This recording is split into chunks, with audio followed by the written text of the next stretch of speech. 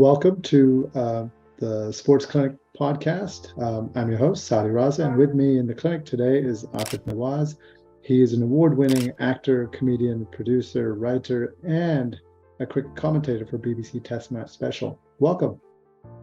Thank you for having me. What a pleasure. Yeah, I do all of those things. Yes, that's right. And you do them amazingly well as well. Well. So the purposes of this is that in the next 10 days, the center of the sports universe for a vast majority of the globe is going to be laser focused on India, where you'll have the 2023 version of the ICC Men's ODI World Cup. My first question to you is this: is this still the jewel in the crown as far as cricket goes, as far as an ICC event? Well, I think it depends very much on where you're from in the world and what kind of cricket you grew up with. If you're English and you grew up in the 70s, then maybe not. Maybe it's not the jewel in the crown because you still prefer Test cricket, the Ashes specifically. But if you're someone like me and you grew up in the 90s, the late 90s, the noughties, and that was your kind of, your focal point of cricket, or your sort of, that was the point where you're most bonded with cricket, then one day international cricket still holds a great affection for you. It's just the point you took off.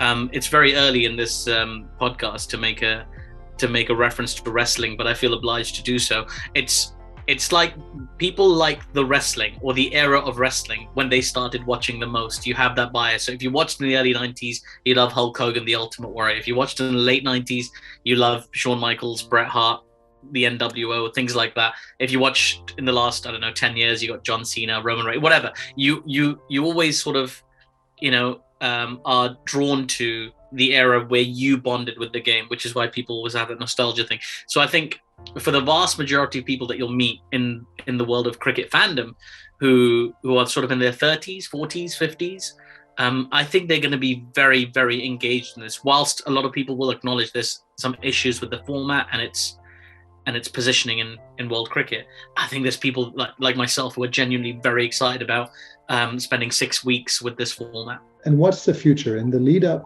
to this tournament, there hasn't been a lot of ODI cricket played across the board. T20 seems to have been the vogue sort of cricket that's now played. It caters to the audience, the TikTok generation, so to speak. It's 3.5 to 4 hours versus 7.5 to 8. And it's a very wide open tournament this year. I think part of the fact is that you haven't had teams play a lot of 50 over cricket. What is the future? We had a T20 World Cup last year, we had one the year before, and we have one next year. Is this going to be phased out? I think the success of this World Cup will be, just the way it's going to have a huge impact on the way one-day cricket is looked at. If we have a sequence of dull games, or I don't anticipate that happening. Just the format is conducive to very competitive cricket. You've only got 10 teams for a start because T20 cricket is the money maker, and depending on where you're playing in the world, Test cricket is the money maker, as it is in England and Australia and places like that.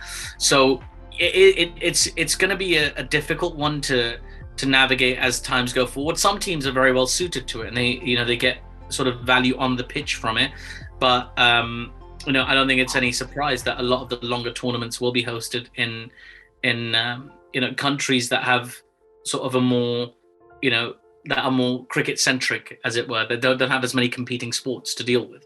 So I think that's where they're reaching out to those purists and things like that. Of course, there's so many great records in one-day international cricket. There's so many great sort of iconic performances in the game that people remember and reflect on and talk about, sometimes endlessly. So I don't think the format's in immediate danger, but it is like in a position where it's going to be reevaluated for sure at the end of this tournament. So you mentioned iconic games and performances. Let's use that as a segue to discuss England. And of course, the current holders of an amazing 2019 tournament with an even more amazing final. You've had a change in leadership from Eoin Morgan to Joss Butler. Talk about that and how just that change in leadership will affect the approach for England, or will it, coming into this World Cup? Yeah, I think, when Owen Morgan took over the captaincy back in, what was it, 2015, 2016, like, I mean, that was a real change of culture. That was a group of players who wanted to, England were bottom of the barrel, and that was unacceptable. So they reinvented the way they played cricket, and I think they did so very successfully. Obviously, it culminated in a World Cup, and sort of Joss Butler isn't now sort of looking to reinvent the wheel. He's inherited that. He's like a successor. He's like a true successor to Owen Morgan and that ideology of cricket. I see the two of them frequently at England internationals. Like Owen Morgan is part of the Sky broadcast team now, and matches, and Owen Morgan and Joss Butler, I beg your pardon, will obviously be there as captain of England or the Manchester Originals or whomever he is playing for on that occasion, and they'll always have a chat. They'll always be chatting for the longest of times, and I always just sort of look on from a distance. I think a lot of people do and think like, this is cool. Like it's the transference of an ideology rather than the evolution of one. Of course, the way England play T20 cricket at the moment, they play a very exciting brand of T20 cricket, a very fearless brand of cricket across formats, and that comes through in their one-day international cricket. But I think it makes them a little bit more volatile. We saw that in the recent series. So England, in the first so they played a T20 series and then a one-day international series against New Zealand, and then they played a full one-day international series against Ireland in the run-up to the World Cup.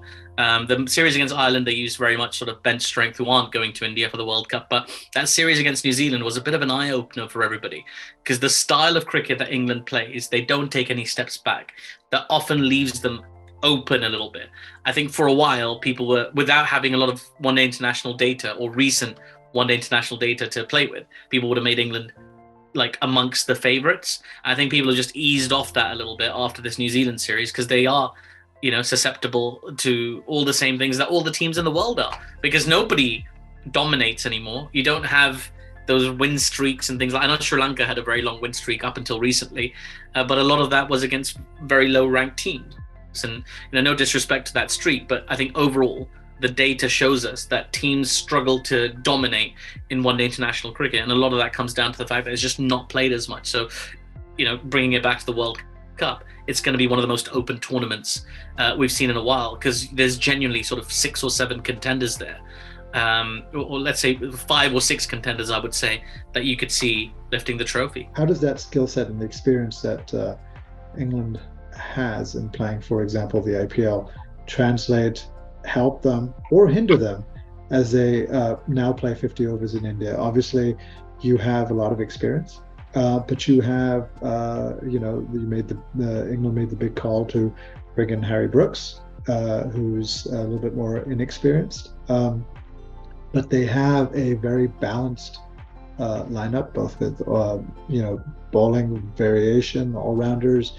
Obviously, everyone knows about their lineup. But how does that experience, can it hurt them in any way? Because they're so used to playing 20 overs in India, and now they have to sort of change and adjust to 50 overs, especially given what you said about being hyper aggressive and the rapid fall of wickets that can happen with that. I don't think it'll hurt them any more than it'll hurt any other team, to be honest with you. I mean, like, if I look at a team like Pakistan, for example, who have zero experience of playing in India over the last, God knows how long. I think I read somewhere only 2 members of this Pakistan team have ever played in India, and right. one of them was in the ill-fated Cricket Champions League, which I really miss. I think now would be a better time for really the Champions League to make a bit of a comeback, but that's a whole can of worms, so we won't go there. But I think England, having those players that have had experience and success in the IPL, I think that can only be a benefit to them. Like, obviously, it's not the same as playing an IPL game. It's not 20 overs. It's a different kind of energy altogether. They're not going to have that same environment as well. Like, I mean, when they play India, there's going to be a sellout crowd. It's going to be a slightly antagonistic atmosphere for sure. There's been this rise in sort of anti-imperialist thinking just generally in India, and Pakistan to an extent, over the last sort of 20, 30 years. And there's a defiance to Indian fandom, particularly when it comes to the English. I would say the Pakistanis have a little bit more, they're a little bit more amenable to the English, because they see them as, adding value to things like the Pakistan Super League, whereas the IPL is the IPL. The IPL sells the IPL. and they don't, it's not really necessarily about the stars. Having said that, the players that do have experience of playing the IPL, you mentioned, Jason Roy being left out, that's a huge call. But, Harry Brook over the last 12 months across formats has shown that he's an immensely talented player who could well become a generational talent for England. He could, I've interviewed Harry, I've interviewed players about Harry, and I remember Moeen Ali saying to me that he could go down as one of the all-time greats if he fulfills his potential. So can you afford to leave a player like that out? I think Jason Roy has every right to feel a bit aggrieved, but then you look, okay, Harry did play in the IPL last year. He didn't have a great IPL. He did get 100 in the early part, but then his form sort of tailed off. But, a player of that quality, you would expect him to, put in match-winning performances at some point for England. So I think, that's just one example. Obviously, various players in that squad have played in India before, like Moeen Ali and Chris Wokes and various players, right? But I think that's going to be a benefit rather than a hindrance anytime you've had experience. Because there'll be some people who've just never been there. They've never been there. They've never played in the World Cup. They've never been to India. There's all sorts of firsts happening for several players. But England actually are coming in with possibly the best blend of youth and experience. Last two questions. Jofra Archer, do you see him at all playing a role in this World Cup, or is he along just for the experience and to get back acclimatized to being part of this squad, part of this team? And then last question is England basically finals or bust? Do you see them at all tripping up before reaching a potential World Cup final? Let's do that chronologically. So Jofra Archer, I do believe he will play some part in this World Cup. Like Mark Wood is an outstanding, but Mark Wood and Jofra Archer are two incredible resources for England to have. And we saw in Pakistan last winter just how successful Mark Wood can be, particularly don't give you a lot, which you might well encounter in India. But they also, just the nature of bowling in that style means you're going to pick up injuries, you need to be rested, you need to be rotated and things like that. So having both of them at their disposal is going to be very valuable for England. And I think they'll look to go on a run. They'll look to win, get a sequence of wins under their belt so they can start, resting with players or, rotating players with a little bit more confidence. I think anything short of a semi-final berth, because once you get to the semi-finals, anything can happen, right? It's a knockout game, anything can happen. But I think anything short of qualifying for the semi-finals would be a massive disappointment for this England team. It is still one of the very best teams in the world, maybe the best team in the world, depending on who you ask. I think the only thing that makes them a little bit more vulnerable is just that vulnerability that we've seen for the first time in a long time recently in the series against New Zealand. But before we read too much into that, it's worth remembering that we just saw Australia get destroyed by India, and they came back and won the third game for sure, which again reinforces the point that nobody has that dominance, that overall consistency to just be sweeping teams. So yeah, I think for England they have to get to the semi-finals. Anything less than that would be a big disappointment to them, but be against the run of play and go against what we know about analysis and experience of playing in the conditions and just form and the capability of those players. So I fully expect to see them go through to the semis. You mentioned Australia. This is, of course, their format. They've won it enough times to remember. They've given fans enough heartbreak. They have the pedigree, but are we as fans overrating them? This is a team that's coming in with a lot of injuries. Travis Head probably won't play the first half of the World Cup. Pat Cummins has had injuries. Multiple players have been out of form. Although they won the last game, they lost the series 2-1 to India. Where do you see Australia, and are they? Could they sneak up on teams? They absolutely can. You can never rule out Australia. I think a lot of people will get, start to read a lot into that series with India. But you have to remember, it's in India. You're playing India. You're playing one of the strongest teams at home that there is in world cricket at the moment. So, the format allows for losses like that. You've got, 9 games. You need to win sort of 6 of them to give yourself a very strong chance of qualifying for the next round. Do I see Australia winning 6 games? I absolutely do. It's very hard to see anything otherwise. Again, it's impossible. They could go on a run, but that's kind of what makes this World Cup quite exciting. It's the unpredictability factor. This is a team that could be India, Pakistan, England, everybody, and then lose to Afghanistan. Like anything could happen with this Australian team. But there is enough quality there, even with the injuries. I mean, Pat Cummins is more or less, we're talking about him being more or less fully fit now. They've got some very, very exciting sort of upper and middle order talent, and some of which I don't think we've seen the best of. Like we've seen Glenn Maxwell, we know what Glenn Maxwell's capable of, but I don't know if we've seen the very best of Cameron Green yet. And we've seen glimpses of exactly what he can do and his power and his ability to just sort of dominate. He's almost got that sort of Andrew Simons like sort of presence on a field, and I think all that's missing really is those big iconic performances that Andrew Simons put in, that and tackling the streakers on the pitch. So I can really see I can see Australia like creating some new heroes. My gut tells me that they won't win the World Cup, just because I expect them to get edged out in the semi-finals, whether that be by India or England or even Pakistan or New Zealand, or South Africa. South Africa have put in some very strong performances recently. Like, there's enough in the pool to say, like, Australia could well lift the World Cup. They could do it. I mean, they've done it many times. There's no excuse for that experience. There's no replacing that experience of actually lifting the trophy. But in my mind, I just, for whatever reason, I just don't see them winning the World Cup, although I would not be surprised to see them in the semi-finals. You mentioned Maxwell showing his screen. Obviously, they have fantastic all-rounders.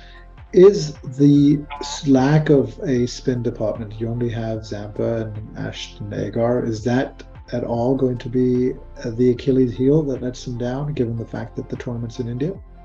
Well, I thought about that. And again, let's go back to Maxwell. Like, we're talking about, like, he's a batter who bowls. He's not like, I know when you play the fantasy Big Bash League, he's listed as an all-rounder, and most people list him as an all-rounder, but he is in truth a batter who bowls, right? I think we all know that. But his bowling has become a really valuable thing for Australia, particularly in sort of T20 cricket. And I expect to see that translate a little bit more into one-day international cricket as well. I think Australia, like, they've got enough in that spin department with Sangha, with as you say, Zampa, and obviously with Glenn Maxwell and Agar. Like, there's enough there to get them through it. I don't know if spin's going to be this huge deciding factor in this World Cup that everybody says it is. Like, Indian pitches are incredibly diverse, right? It's very hard to say that, all the pitches in India spin.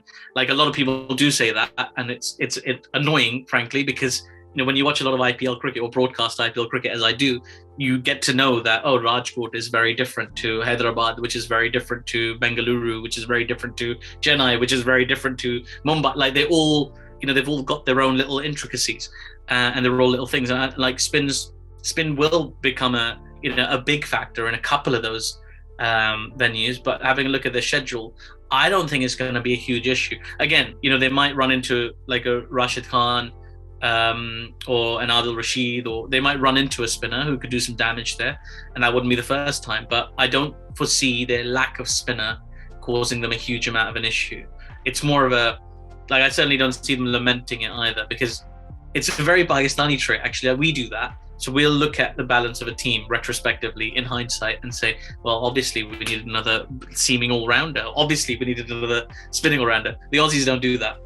I think the beauty of the 50 over format is that 10 overs per bowler, you can really get exposed. You can hide it better when you're only bowling 4 in T20, and that's where some of the concern about that spin department, or just bowling in general in this World Cup comes. You can easily see teams hitting and getting runs in the 300 plus range just based on a few, sort of odd overs with average bowling, and I think you'll see that across the tournament. I think it's going to be a fascinating tournament.